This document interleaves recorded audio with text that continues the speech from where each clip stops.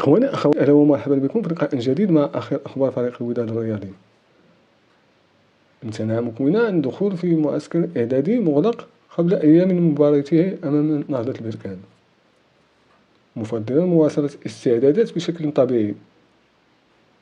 استأنف المدرب تدريب يوم الاثنين الماضي بمدينة الدار البيضاء، على أن يسافر جوا قبل موعد المباراة بيوم واحد صوب وجدة، ومن ثم إلى السعيدية.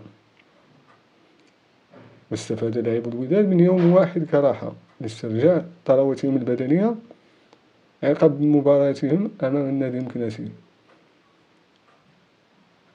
وسيحل الوداد ضيفا على نهضة بركان يوم الجمعة المقبل برسم الجولة 23 من البطولة الوطنية الاحترافية إنوي، انطلاقا من الساعة 9 مساء على أرضية الملعب البلدي ببركان.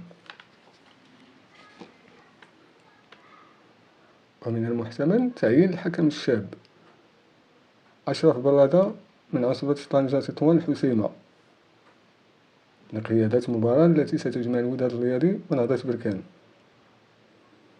ويعتبر أشرف برادة من الحكام المميزين في الدوري المغربي هذا الموسم، حيث قاد مباراة الكلاسيكو بين الوداد والرياضي والجيش الملكي، والتي انتهت بالتعادل هدفين لكل فريق.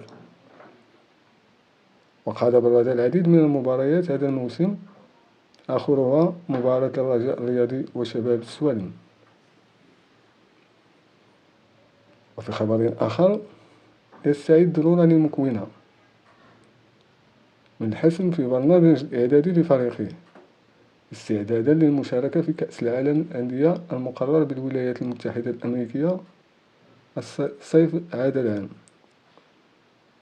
ويتضمن البرنامج الإعدادي للوداد الرياضي لكرة القدم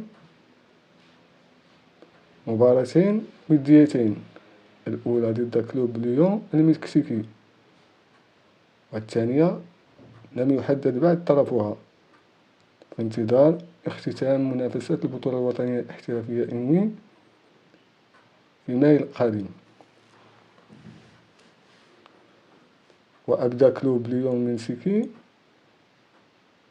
اهتمامه بمواجهة الوداد الرياضي قبل المونديال الأندية لتشابه أسلوب لعبه مع طريقة الترجي التونسي الذي سيواجهه بالولايات المتحدة الأمريكية، بعدما أوقعتهما القرعة بالمجموعة الثالثة إلى جانب تشيلسي الإنجليزي وفلامينغو البرازيلي. استودعكم الله، السلام عليكم ورحمة الله.